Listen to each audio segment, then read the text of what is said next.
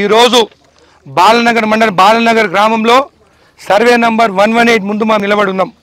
Elections ముందు నేను ప్రచారం చేసేటప్పుడు బాలనగర్ ప్రజలు నా దగ్గర రావడం జరిగింది, రైతులు రావడం జరిగింది. ఇక్కడ మొత్తం 12 ఫీట్లు మొత్తం మట్టి నింపేసి ఈ చెరువు నుంచి ఏదైతే ఓవర్ఫ్లో అయ్యే నీళ్ళని మొత్తం అటు డైవర్ట్ చేసినారు. ఈ నీళ్లు ఇటు పోవాలి కిందికి, కానీ మొత్తం డైవర్ట్ చేసిన దీనివల్ల ఆ కింది పక్కన రైతుల భూములు అన్నీ మునిగిపోతున్నాయని చెప్పడం జరిగింది. ఆ రోజు యాక్షన్ తీసుకోమంటే అధికారులు యాక్షన్ తీసుకోలేదు. అప్పుడప్పుడే అన్ని పర్మిషన్స్ ఎలక్షన్స్ ముందు వాళ్ళకి ఇష్టారాజ్యంగా పర్మిషన్స్ ఇవ్వడం జరిగింది. ఒకటి ఇరిగేషన్ డిపార్ట్మెంట్ ఈ కాలువ అంతా బాగానే ఉన్నది అని చెప్పి రిపోర్ట్ ఇచ్చి పర్మిషన్ ఇవ్వండి అని చెప్పేసి ముడా కమిషనర్కి వాళ్ళు ఇవ్వడం జరిగింది.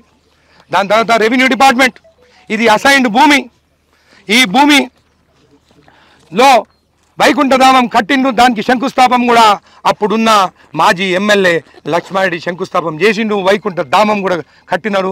మీ ప్రింట్ మీడియాలో కూడా ఇది రావడం జరిగింది.